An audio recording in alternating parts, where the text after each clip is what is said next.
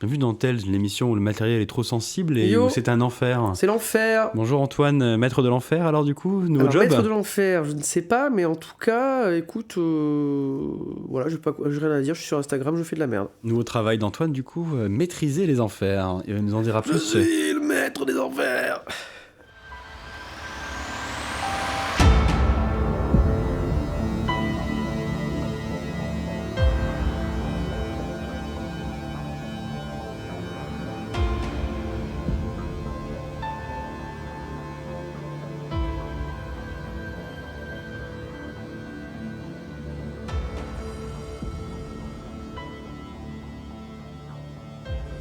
Bonjour à tous et bienvenue dans le deuxième épisode du nouveau format dont on n'a toujours pas le nom. Mais non, toujours pas, non. Bon, voilà, ça va venir, vous inquiétez pas.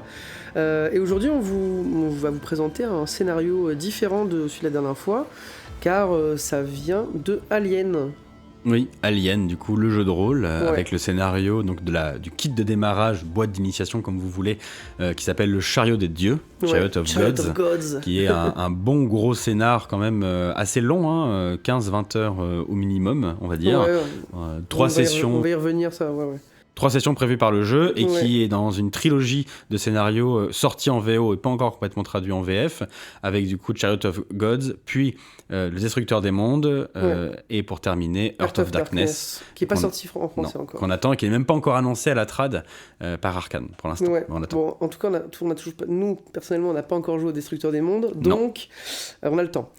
On va pas vous représenter les aspects typiques du monde d'Alien, vous les connaissez. Si vous avez un doute, vous pouvez toujours écouter l'épisode 3 de la saison 1 de Tales, où on discute de manière assez ample sur le jeu. Tu peux dire en quelques mots oppressant, biomécanique, cupide, poisseux, avec un côté très sombre. Voilà, Alien, peut-être, je peux dire tout simplement. Sur le côté, les joueurs que vous allez incarner, il y a un côté il n'y a pas beaucoup de bons gars, même s'il y en a un, on va le voir, mais globalement, la force du jeu, c'est très sombre et vos joueurs vont devoir être cupides par moment. Donc, je vais essayer de vous résumer brièvement l'aventure pour vous donner un petit peu une idée générale du scénario.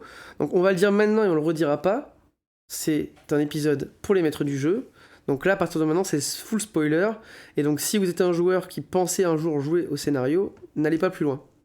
Voilà, c'est dommage pour le watch time ou le listen time, mais c'est comme ça. Bon, du coup, vous êtes un équipage. Donc, je crois que c'est camionneur de l'espace, c'est ça dont tu dis. Ouais, c'est comme ça que c'est dit dans le bouquin. Vous transportez des ressources. Et là, actuellement, vous transportez de l'hélium 3, ressources énergétiques ô combien onéreuses.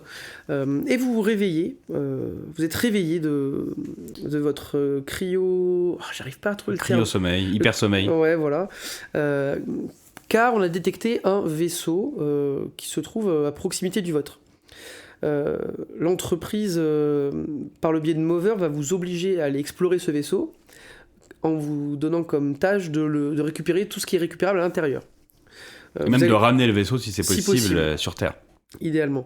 Et en allant explorer le vaisseau, vous allez vous rendre compte que c'est un vaisseau qui était un vaisseau de recherche, qui a récupéré des matériaux génétiques, une souche extraterrestre, qui est en fait le début de tous les problèmes qui vont suivre. Et donc dans ce vaisseau, il y a beaucoup de morts, il y a des créatures en tout genre, et il va y avoir beaucoup de morts et encore de nouvelles créatures. Et vous allez devoir essayer de survivre dans ce milieu très très hostile, tout en essayant de ramener, ou en tout cas d'arriver à vos objectifs. Je pense qu'on n'a pas besoin d'aller beaucoup plus loin. Non, parce qu'en fait, la suite est assez ouverte, ce qui fait que c'est difficile, même s'il est probable que les fins soient souvent les mêmes. On va pas se mentir, ça va probablement mal se passer pour vous. Mais on va dire que vu que c'est assez ouvert une fois que vous êtes dedans, c'est difficile de résumer plus loin. Ouais. Par contre, même si jamais l'histoire peut partir un peu dans tous les sens, finalement, il n'y a pas une infinité de lieux qu'on va visiter. Il y a 3 vaisseaux qui font partie, on va dire, de ce scénar. Il y a le vaisseau des joueurs, qui est l'USCSS Montero, qui est du coup le vaisseau cargo qui transporte l'hélium 3. Il y a le gros vaisseau de l'aventure qui est entièrement mappé et qui va être le donjon, on va dire ça comme ça, que vos joueurs vont arpenter, qui est l'USCSS Cronus. Le Cronus, effectivement. Et il peut y avoir un vaisseau supplémentaire que vos joueurs vont explorer à la fin, si jamais vous souhaitez que ce soit fait, parce que c'est optionnel. C'est un minimum à l'exploration, en plus il est plutôt petit. Oui, et puis il est même pas vraiment mappé. La map que j'ai utilisée quand on a joué, c'est une map faite par un fan. Mais c'est prévu donc, pour... ça sera en lien. Donc, si tu le retrouves. Oui, je les ai, mais c'est plutôt... J'ai pas les droits. C'est des gens du fan-made qui a été donné, quoi. Oui, mais fan-made, du coup, on peut le mettre en lien. Oui, tout à fait, je peux mettre le lien. Oui, voilà. Qui s'appelle le Solito. Ouais. Alors très bien, peut-être qu'on peut parler un petit peu, présenter les personnages joueurs et personnages non joueurs, sachant que les personnages joueurs, ce sont des prétirés. Et il n'y a pas de création de personnages, et vraiment, c'est pas souhaitable, en tout cas pour ce scénario. Un petit mot peut-être sur la forme du scénario qui est un peu particulière, et la raison pour laquelle les prétirés sont obligatoires, c'est très scripté. Les joueurs, on va en reparler après, vont avoir des objectifs par session qui est évolutif en fonction du moment du jeu, on va dire. Il y a 3 gros actes dans le jeu et les joueurs vont avoir des objectifs différents en fonction des actes. À chaque début de session, vous allez avoir une carte qui va vous être révélée à vous seul et on va vous dire, voilà, tel objectif, votre personnage a tel objectif durant cette session et ça va un peu vous aider à guider le personnage dans son roleplay, dans ses actions, etc. Donc ça a été écrit d'une manière particulière qui font que ça va créer des interactions et des conflits entre les joueurs. Donc on peut pas créer son propre personnage dedans. C'est pas l'objectif, c'est vraiment une campagne full scénarisée. Ouais. Il faut prendre les prétirés. Ça, donc c'est un scénario qui, on vous l'a dit, qui est découpé en 3 grosses sessions. En fait, c'est un film. C'est un scénario en 3 actes. Ce scénario-là, il rend hommage au film Alien le 8e passager, le 2 à Aliens et le 3 à Alien 3. Ouais, et donc là, ça serait environ, on va dire, 15-20 heures de jeu. Ouais, au moins, ouais. Voilà, au moins, ça serait à peu près Après, ça peut se finir beaucoup plus tôt. J'ai discuté avec des gens qui avaient joué que 2-3 heures parce que il peut y avoir des team kills assez violents. On en reparlera sur des fois le côté RNG est-ce qu'il doit être respecté ou pas par le maître du jeu. Voilà, c'est pas toujours facile. Mais si vous allez au bout, 15-20 heures en 3 sessions, ça me semble correct. On va peut-être parler d'une chose, c'est est-ce que tu penses qu'il faut laisser choisir aux joueurs leurs personnages, ou est-ce qu'il faut sélectionner pour eux leurs personnages ? Avec vous, ce qu'on avait fait, c'est que j'avais choisi pour vous vos personnages. Ouais. Maintenant, avec le recul, même si je vous connaissais bien, ce qui fait que je pouvais trouver des personnages amusants pour vous à jouer. Toi, je t'avais donné le capitaine autoritaire, mais ça te va plutôt bien. Mais maintenant, si je devais le refaire, je pense que je ferais une description rapide de tous les personnages sans spoiler, parce qu'ils ont tous des secrets et qu'il ne faut pas révéler. Et je vous laisserai choisir dans cette liste. Si jamais je devais le refaire maintenant, c'est juste que, à l'époque, je pense que c'est bien de laisser choisir, même peut-être des fois juste en décrivant rapidement, montrant la photo, et puis pas plus, quoi. C'était aussi sympa de se voir attribuer et de découvrir son personnage. Pour moi, les deux, ça dépend de votre table, en fait. On l'a joué il y a quand même quelques années, maintenant, ce scénario. À l'époque, j'étais un peu moins sûr de moi, je pense, et je trouvais ça plus confortable que certains personnages clés qui sont importants pour le début du scénario. C'était une de nos... Franchement, c'était au début qu'on a commencé à jouer, qu'on a joué à celui-là. C'était l'année après qu'on ait repris le jeu de rôle. Ouais. Et y a des joueurs qui étaient plus jeunes dans le jeu de rôle que d'autres, et donc du coup, j'ai donné des joueurs clés que sont Miller, Wilson, Lucas, à des gens que je connaissais un peu mieux et des joueurs un peu moins clés aux autres. Ce qui n'est pas un choix discutable, mais j'étais moins sûr de moi. Donc maintenant, je pense que je laisserai choisir. Alors du coup, on va commencer par présenter les personnages joueurs, donc les prétirés. Alors t'as joué qui, toi ? Alors moi, j'ai joué Miller. Miller, c'est la capitaine de l'USCSS Montero. Et on va dire que son objectif principal, c'est faire de la moula. Ouais, je pense que ça la résume bien. Elle veut gagner de l'argent, parce qu'en fait, elle a l'impression qu'elle mérite de gagner beaucoup plus, et qu'elle n'est pas payée à sa juste valeur. Ouais, pour dire simple. Un personnage qu'on a envie de rencontrer, quoi. Effectivement. Ensuite, il y avait Wilson, qui était... donc ça, c'était Johan qui le jouait. Ouais. Le traître, Alors, l'agent de la compagnie. L'agent de la compagnie. Si vous avez vu Aliens, donc le 2 de James Cameron, c'est l'agent qui essaie à tout prix, Burke il s'appelle, je crois, de faire pondre dans Ripley et dans la petite fille qui s'appelle Newt des œufs. Donc voilà, on est sur ce type de personnage. Voilà, donc et d'ailleurs qu'il a failli pas voir le jour, car je me rappelle que son pod a failli ne pas s'ouvrir. Voilà. Malheureusement. Donc lui, il est ambitieux. il veut aussi, il veut pas forcément gagner de l'argent, lui il veut gagner de l'importance dans la compagnie. Il se sent un peu acculé là où il est, et ce qu'il veut c'est devenir plus gros, devenir plus grand, devenir plus fort. Lui c'est vraiment un ambitieux de base, quoi. C'est le rang qui l'intéresse. Exactement. Ensuite il y a Davis. Davis. Ouais, qui joue... alors, personnage pas forcément facile à jouer, qui joue... c'est une junkie, on va dire. Et donc, durant toutes les sessions, elle aura besoin d'essayer de trouver des substances pour pouvoir donner libre cours à son addiction. Ouais, c'est un peu un cliché, mais c'est souvent le cas dans le jeu de rôle. C'est un pilote qui aime l'adrénaline, d'où le côté drogue qui va en plus. Et c'est un personnage qui était difficile à jouer, parce que, en fait, si tu le joues correctement, tu fous des bâtons dans les roues aux autres, parce que, dans des moments critiques, tu pètes des plombs, tu veux aller chercher ta cam, il y a vraiment ce côté-là. Donc c'est un personnage qui est pas très facile à maîtriser pour les gens. Donc c'est un des personnages qui m'a fait peur quand je l'ai donné à quelqu'un. Je voulais vraiment le donner à la bonne personne. Ouais. Et ensuite, il y a Ray. Ou Ray, ouais, je sais pas trop comment ça se dit. Bah oui, c'est tu m'as dit, je le décris, le prolo mécano. Alors prolo, c'est une classe. Ouais. Ça fait, tu vois, il y a 2 prolos, ça fait partie de la classe dans le jeu, c'est dit comme ça. En anglais, c'est redneck, donc il y a un peu ce côté. Ça se traduit pas trop en français, mais bon, prolo, je trouve, c'est un bon. Oui, mais c'est très bien. Un bon compromis. C'est le mécano, quoi. C'est le mécano, il est un peu désabusé, il ressemble beaucoup à l'un des 2 mécanos dans Alien 1, avec ce côté un peu, il n'y a rien qui l'effraie, il n'y a rien qui lui fait peur, et tout ce qu'il veut, c'est s'extraire de sa condition moisie, gagner un peu d'argent. Donc il ressemble un peu à Miller, et c'est des personnages qui peuvent rentrer en synergie pendant le scénar. Malheureusement, pendant le nôtre, il est mort assez rapidement, mais bien joué, il aide Miller. Ils vont aller ensemble. Ouais, d'accord. Parce qu'ils veulent tous les 2 de la moula. Et ensuite, il y a Cham. Cham, ouais. Lui, c'est le bon gars, quoi. Ouais, c'est le mécano, blanc. Bon gars, ouais, bon. Donc on sait très bien qui qu'il a joué. Si vous écoutez un peu nos épisodes, tout le monde sait qui a joué Cham, comme d'hab. Mais après, c'est moi qui lui ai donné. Oui, c'était à l'époque où on savait pas encore que c'était systématique. C'est pour ça. Avec un twist. Avec un petit twist. Et effectivement, le twist, c'est Lucas, c'est l'androïde, qui en fait n'est pas vraiment un personnage à part entière. Non. C'est une espèce de Joker qui va remplacer l'un des personnages. Exactement. En fait, il n'existe pas vraiment, mais vous remplacez... on a parlé des agendas de personnages, enfin des objectifs par session. En fait, vous remplacez ceux du personnage que vous avez attribué par ceux de Lucas. Et en fait, c'est un androïde espion d'une autre compagnie qui est là initialement pour faire de l'espionnage industriel. Et... ses ambitions et sa volonté va évoluer un petit peu en fonction, parce que quand ils vont découvrir ce qui se passe, il va évidemment pas faire la brillante compagnie. Il n'est pas très d'accord avec tout le reste de l'équipage en vérité. Voilà. Ensuite, il y a les personnages non joueurs qui sont aussi une ressource, c'est-à-dire que si l'un de vos personnages joueurs meurt trop rapidement, vous pouvez lui donner un des personnages non joueurs. Ouais, moi ça m'est arrivé, donc j'ai fait plusieurs fois ce scénario avec d'autres gens.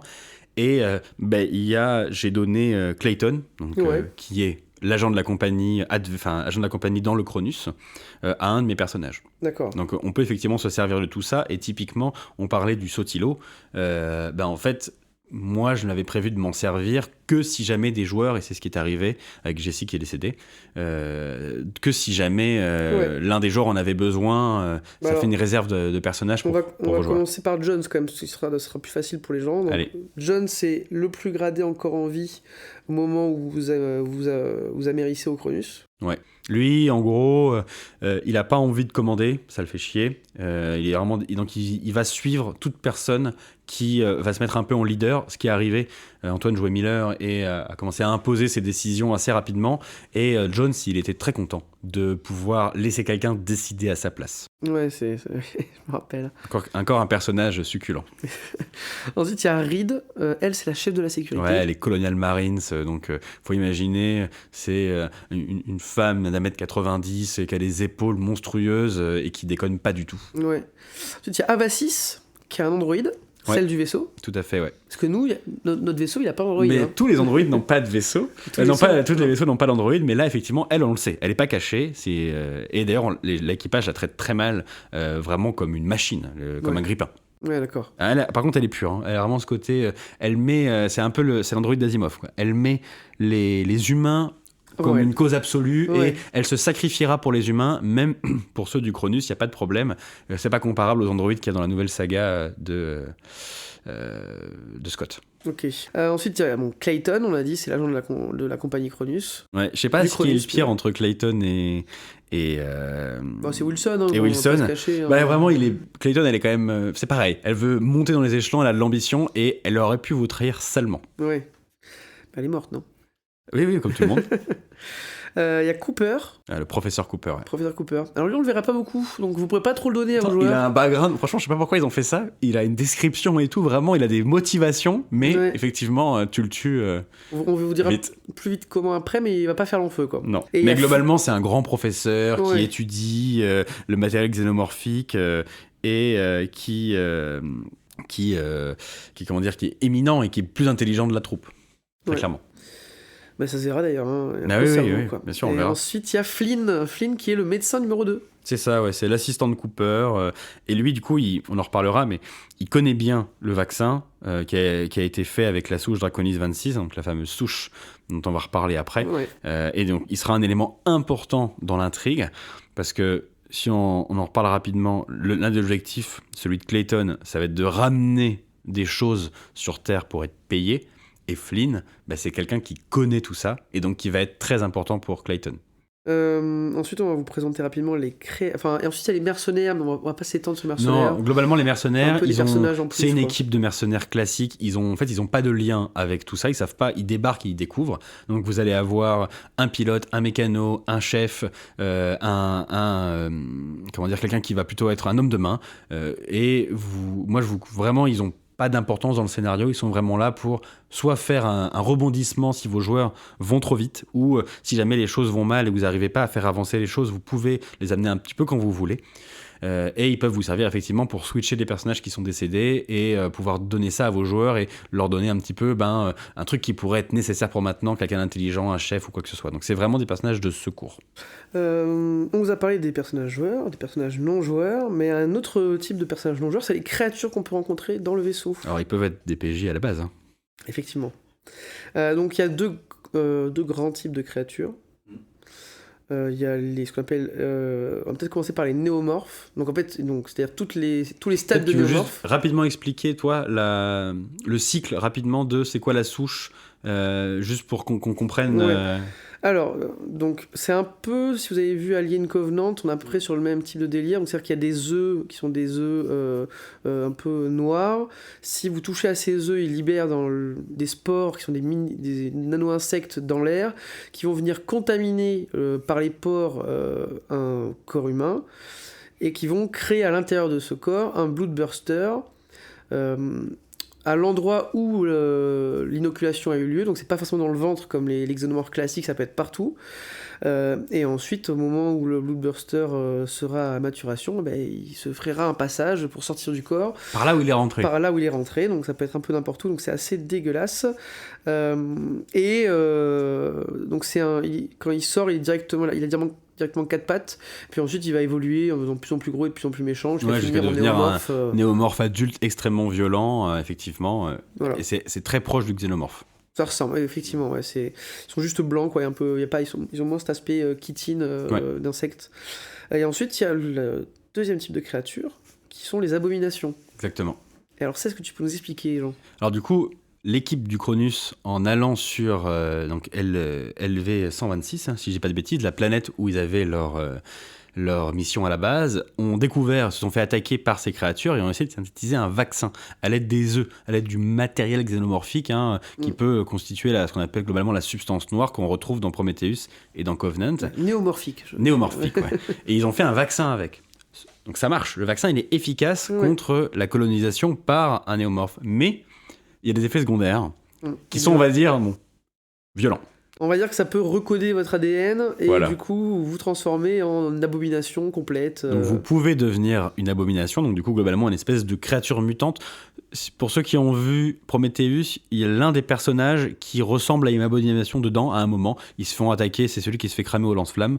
Bref, une espèce de mutant avec des bras qui s'allongent, une tête qui devient ovale comme un ballon de rugby. Enfin, vous allez ressembler à... Un beluga, un peu ils appellent ça, ouais, c'est ça, tête de beluga. Vous allez ressembler à globalement un croisement entre un humain et un néomorphe. Et avec des stades d'évolution. Ce qui est intéressant, c'est que ça peut arriver à vos joueurs, puisque s'ils sont vaccinés, ils peuvent devenir progressivement des abominations, et en fait devenir de plus en plus fous et être des bombes à retardement à l'intérieur de votre groupe. Et ça, c'est plutôt un truc intéressant. Il faut aussi se rendre compte que ce scénario, c'est un huis clos, hein. C'est-à-dire que vous êtes dans un environnement fermé, restreint, et vous pouvez pas vous déplacer, faire n'importe quoi. C'est-à-dire que si vous faites n'importe quoi, à côté c'est l'espace, quoi. Donc il faut quand même se rendre compte de ça. Parce que je pense que c'est vraiment quelque chose à faire sentir aux joueurs dès le début, quoi. On en reparlera dans la dernière partie, mais il y a un travail d'ambiance et de gestion de l'ambiance qui est extrêmement important dans ce jeu pour que ça fonctionne avec vos joueurs. Et si jamais vous faites bien ce travail-là, en fait, moi c'est ce que je disais Antoine, hein, à la fin, dans la 3e session, en fait je vous ai regardé jouer parce que j'avais plus rien à vous donner et vous étiez devenu... C'est un jeu qui s'auto-entretient quand on a bien donné les bonnes choses, les bons dés, quoi. Je te propose qu'on passe à la première session. Qu'est-ce que t'en dis ? Ouais. Allez, c'est parti. À tout de suite.